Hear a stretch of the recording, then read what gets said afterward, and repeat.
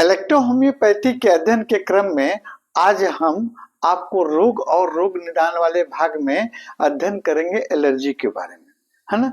Allergy क्या होता है,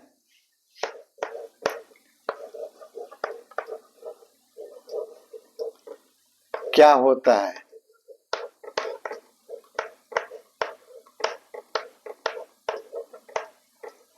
क्यों होता है,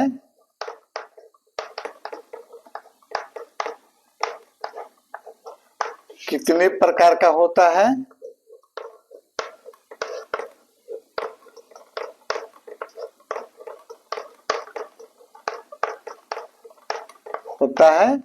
और इलेक्ट्रोहोम्योपैथिक औषधियों के द्वारा, है ना,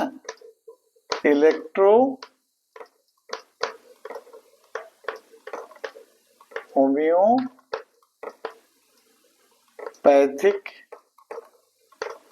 औषधियों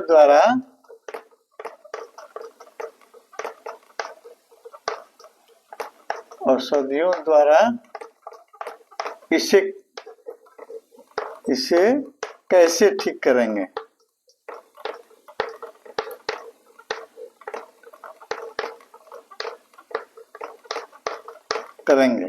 चलिए, एलर्जी क्या होता है, क्यों होता है ना, और कितने प्रकार का होता है। इलेक्ट्रोहोम्योपैथ से आपको कैसे इन एलर्जी को हम ठीक कर सकते हैं, इसी के बारे में आज हम अध्ययन करेंगे। सबसे पहले एलर्जी को जानने से पहले हम आपको इम्यून सिस्टम के बारे में थोड़ा सा जान लेते हैं, है ना, क्योंकि इसी इम्यून सिस्टम से की प्रतिक्रिया एलर्जी के रूप में निकलती है। कैसे, देखिए, पहले इम्यून सिस्टम के बारे में देखते हैं। इम्यून सिस्टम हमारे शरीर की वैसी प्राकृतिक रक्षा प्रणाली है जो बाहर से हार्मफुल बैक्टीरिया, वायरस आपके शरीर में प्रवेश करते हैं, उसको मारती है और हमारे शरीर की सुरक्षा प्रदान करती है, हम स्वस्थ रहते हैं। इम्यून सिस्टम का सेल का एक अपना मैकेनिज्म है जो हार्मफुल और हानिप्रद बैक्टीरिया और वायरस को पहचान करके उन्हें मारती है।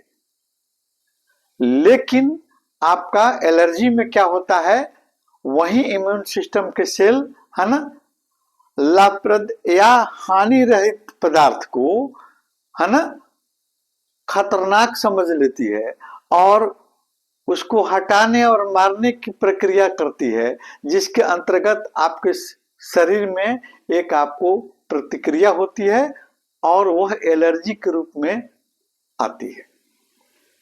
यानी ये इम्यून सिस्टम के मैकेनिज्म जो है आपके शरीर में हानि रहित पदार्थों को प्रवेश करने के फलस्वरूप उनको पहचान करने में गलती करती है या उनको आपको खतरनाक समझकर, है ना, उन्हें आपको मारने की कोशिश करती है और उसके फलस्वरूप आपके शरीर में एक प्रतिक्रिया व्यक्त होती है ना। ये प्रतिक्रिया जो है आपको एक एलर्जी के रूप में प्रदर्शित होती है। और क्या होता है, ये जो है हमारे शरीर के किसी भी अंग में हो सकता है ना। ऐसा नहीं कि आपको एक ही अंग में, शरीर के किसी भी भाग में, किसी भी अंग में ये आपको प्रतिक्रिया हो सकती है। ये एलर्जी के रूप में आपको बाहर आती है। ये एलर्जी पैदा करने वाले पदार्थ को हम एलर्जन कहते हैं और ये एलर्जन जो है आपको विभिन्न तरह के हो सकते हैं, जैसे आपके खाद्य पदार्थ, है ना, खाने वाला पदार्थ है, जैसे दूध है, गेहूं है, आपको मांस मछली है, पनीर है, अंडे हैं, मूंगफली है ना, ये हो सकते हैं। या आपको स्मेल, सुगंध, जैसे आपको विभिन्न तरह के फूलों के स्मेल, उसके परागकण, है ना, और उसके अलावा मिट्टी, धूल कण, है ना, ये सभी भी आपको एलर्जन हो सकते हैं। और सौंदर्य प्रसाधन, है ना, जिससे सुगंधित क्रीम, स्नो पाउडर भी आपका एलर्जन हो सकते हैं। कुछ आपको सोने चांदी के गहने जो आपके कांटेक्ट में आप पहनते हैं, वो भी आपका ये एलर्जन आपको हो सकते हैं। कुछ दवाओं, जैसे आपको पेन किलर दवाएं हैं, कुछ ऑइंटमेंट जो आपके स्किन प्रॉब्लम में लगाते हैं वो भी आपका एलर्जन हो सकते हैं, वो भी आपको एलर्जी पैदा कर सकते हैं। कुछ पालतू जानवर जैसे कुत्ता, बिल्ली, आपका खरगोश के आपको महीन रोए जो है वो भी आपको एलर्जी पैदा कर सकते हैं, है ना। इसके अलावा कुछ विषैले कीट जैसे आपको मधुमक्खी हुआ, मच्छर हुआ, आपको तितया, है ना, भर्रे, है ना, इनको काटने से भी आपको एलर्जी पैदा हो जाती है ना। ये आपका हुआ एलर्जी। अब बहुत सारे एलर्जन लाभप्रद होते हुए भी, है ना, आपको किसी किसी व्यक्ति में आपको एलर्जी पैदा कर देते हैं। जैसे कुछ एलर्जन स्वाभाविक रूप से एलर्जी पैदा कर देते हैं, जैसे आपके मधुमक्खी आपको काटते तो स्वाभाविक रूप से आपके शरीर स्किन पर चकत्ते होंगे, एलर्जी पैदा होगी, जलन होगी, लहर होगी, है ना।